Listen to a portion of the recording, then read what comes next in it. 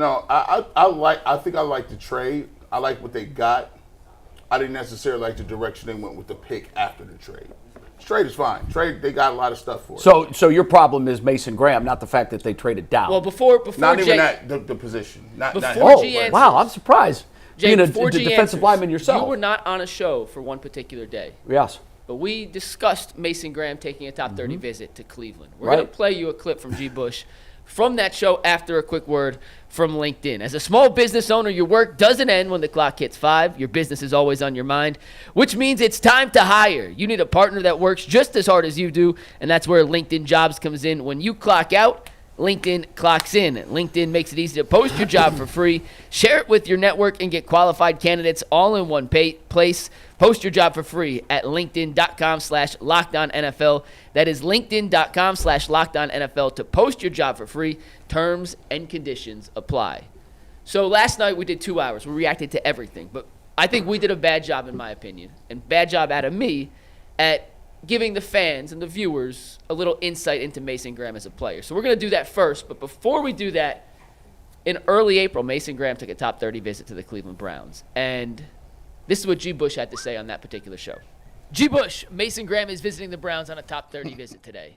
You had texted in the group chat last night, if the Browns take Mason Graham with the number 2 pick and/or trade out of number 2 back to then take Mason Graham, you would quit hosting the ultimate Browns. Yeah, show. I told him I'm gonna just work under Anthony and do some graphics or something to make up my hours. I can't do it. I wouldn't be any good for anybody. I would just always reset to I cannot believe they took a D tackle. Like, no, we cannot do this. And by the way, look, they're doing their due diligence. Yes. I mean, they're not gonna look. They got to invite these guys in. They got to do some work on these dudes. That's what the scouting department does. They scout thousands of people, and they only draft 3 or 4 of them, and they got a Rolodex full of information on everybody. And there's a lot of it. But look, don't get it twisted. 3 weeks later. The Cleveland Browns select Mason Graham. They did it! They took a fat guy! Michigan. They took a fat guy! Here it is! Speculation about all of the surprises we may get outside of the trade. Oh, my God. Players we were expecting. Mason Graham is a 2-time All-American. Oh, Mike Greenberg's voice makes me want to stick needles in my ears. I gotta mute this. That Browns have done it. Mason Graham. They took a defensive tackle. So G. And he's got the same look on his face 12 hours later. Smiled since. Have you breathed? Have you taken any breaths? Now, you're just kidding. You're not going to resign. That's why Tom from Tom and Jerry is dead on your hat. I literally, like, I tried to reach out to Steve. He won't take my call. I've been trying to, I was trying to get about 2 weeks in, like, last night, bro. Like, this is wild, bro. Well, we're going to get some banging graphics. I know that. Yeah, man, my graphics game going to be crazy. Coming up, we're going to have some great graphics. Man. So G, spellings will be correct. Everything, bro. It actually may be over what me and Ant do sometimes. But we'll talk about the trade in a sec. But the actual player, Mason Graham, the player. Jay, let's start with you because you weren't here last night. What are the Browns getting, and how do you like the fit? You were on the Abdul Carter train. I was. With the defensive lineman, not the guy you wanted, but a defensive lineman. What are your thoughts on Mason Well, Graham, specifically at 5? Can I talk about the trade? Because I haven't actually mentioned other than that I liked it. Well, we're going to get to the whole trade correct. after. I just want to focus on Mason Graham before we dive into the trade because it's going to derail everything. Mason Okay. Graham first, then the trade. But Mason Graham, the player. Yeah, I'm perfectly fine with it. I understand it's not the sexy pick. It's not glitzy. It's not shiny. It's not glittery. That's fine. Look at it from this perspective. What you're doing is you're unlocking even more potential from the best defensive player in the game right now, or one of the best defensive players in the game right now. I was pouring through the scouting reports, even more so last night after the draft, to see exactly what the consensus is on this guy. He destroys one-on-ones. When he gets single coverage, he destroys those blocks. Now, granted, this could be a difference between college football and the NFL, but he played high-level college football. If he was coming from Marshall and he was destroying those blocks, I'd be a little concerned. The Browns desperately need the cheat code to unlock even more production out of Myles Garrett. And I think this does that. In the past, they've tried to address the line, and they've done it with mid guys that we at the time talk ourselves into, oh, look out, here we go, you can't double team Myles anymore. Well, those guys all ended up being exactly who we thought they were, and none of them were major difference makers. I think this guy has the potential to be a major difference maker. I love that he's a former wrestler. We know how important that can be during the battles up front. He's strong from the lower half down. And look, might he flop? Yeah, absolutely. But every player has a fear factor built into them. And again, I know we're separating the trade from the player, but one of the reasons I like it so much is because of the capital that we gained for next year. We go into next year's draft, a draft everybody agrees is going to be much richer at quarterback, with tools to move up if that's what we choose to do. So, and I know that's all I'll say on the trade. I just think that it's hard for me to talk about how much I like the move without adding the most important element to it. I totally understand that. We didn't give him any time last night. Right. All right, we get it. So I would have liked Abdul Carter a lot more. But then next year we would not have 2 first-round draft picks, and we also wouldn't have 2 in the first 4 today. Yeah. Like, we gained capital out of it, and that's very important. Mason Graham, the player, real quick. We'll go around the horn, then we'll get into the trade, because I know that's what everyone wants to hear about. But Mason Graham, the player, how does he fit next to Myles Garrett? All right, I need everybody to listen to the words coming out of my mouth. Contrary to popular belief, I've played defensive lineman for half my life, and all I do is watch defensive line tape. So for those who he doesn't know what he's saying or talking about, you come block me. Now, let's start. Mason Graham. Let's start by this. He's a damn good football player.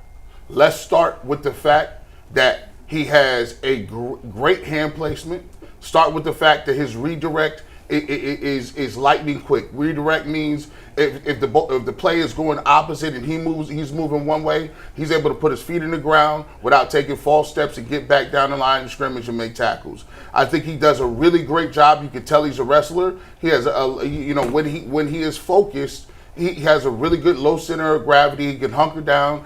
He takes on double teams well. He disengages very well for a defensive lineman, especially an undersized defensive lineman. And you have to do that. You can tell he has a wrestling background because he's able to use his hands. You can see it right there. The swim move is quick. He does not have a bunch of predetermined pass rush moves, but what he does have is the ability to get to one edge, use a rip move, use his overarm move. He push-pull. He can do all those different things.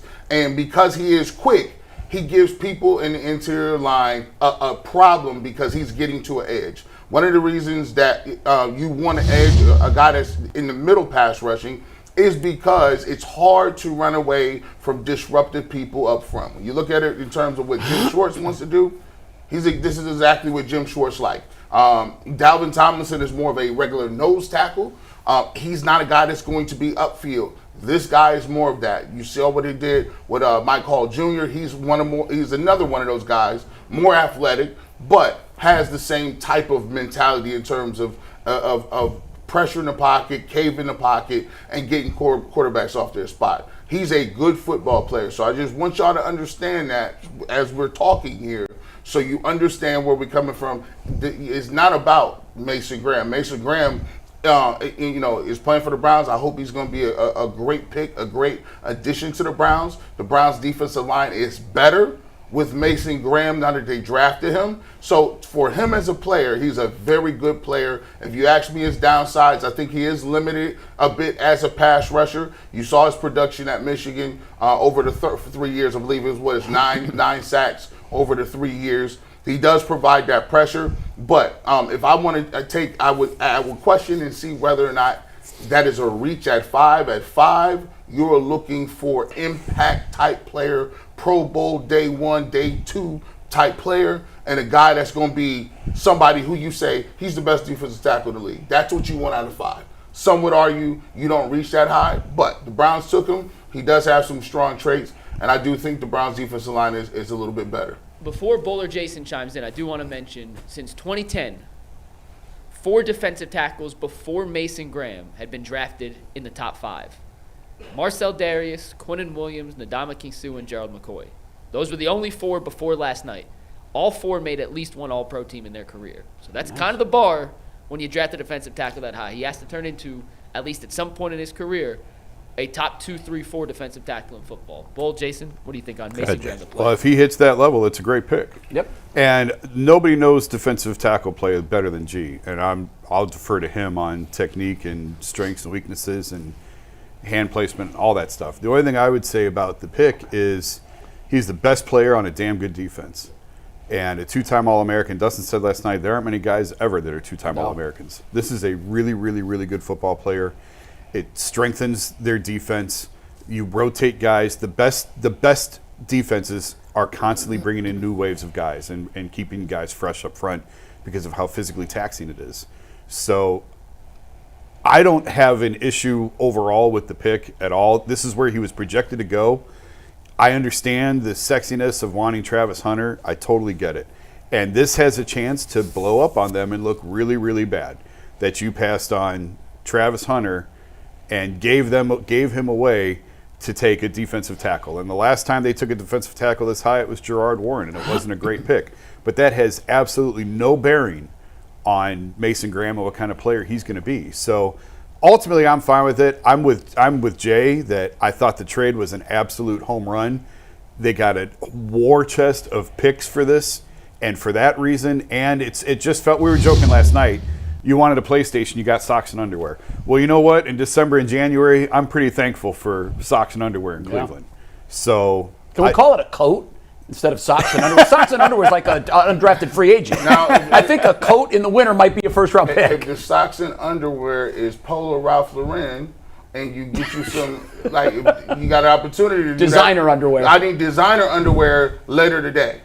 Give me them designer drawers. It might be Hanes with holes in them. So that's what Tiny it could be. whities? Yeah. God, I hope so, So, as Jason said, G broke down Mason Graham. I can't break down Mason Graham. G thinks he's going to be a good player. He's probably going to be a good player. Would I have rather them drafted an impact offensive player? 100%. They decided not to go in that direction even after they passed on Travis Hunter. They could have taken the top running back on the board. They could have taken the top tight end on the board. In fact, there were 2 tight ends that went in the first, half of the first round that a lot of people think are going to be great players. In the long run, we'll see. Obviously, we'll tie into the trade for a minute. I do think, thinking back to last night, I made too much of his lack of sack production in college because that doesn't always matter for a defensive tackle. But there's no Isn't doubt. he better against the run than the pass anyhow? Yes, he's a better run stuffer than That's I what don't I've know, always. but- That's what I've always thought I mean, about him. to me, if you're drafting a guy at 5 as a defensive tackle, he better be a pass rusher. Well, you need run stoppers too, especially this defense. Well, yeah, but you don't draft run stoppers at the 5th pick in the draft. this is Well, where he was it's been projected done to before go. and I worked don't. out. This wasn't a Projected to reach. go is meaningless. But it's not like I didn't say it was a reach. We don't know if it's a reach or not. I'm just saying the Browns Yeah. aren't out there browsing, doing things that nobody else would do. Everyone in the league had him and around this spot. Who? By the Who's way, everyone in the all league? mock drafts Well, no, his- leading up had Mock drafts don't matter. We talk about mock drafts as if Well, they you matter. asked They Who? had Hunter going 2 and Graham going 5 to Jacksonville. Yeah. They literally just switched Who the did? names of the teams. Brugler, McShay, Do any of them work in the league?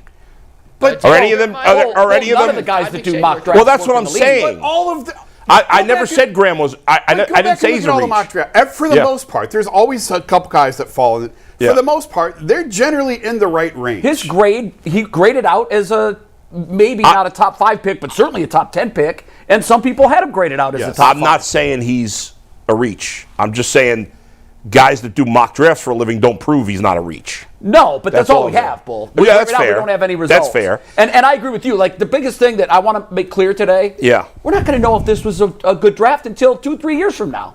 We're Yeah. just not. And we're not going to know if Nothing we say today is going to solidify right. that. And while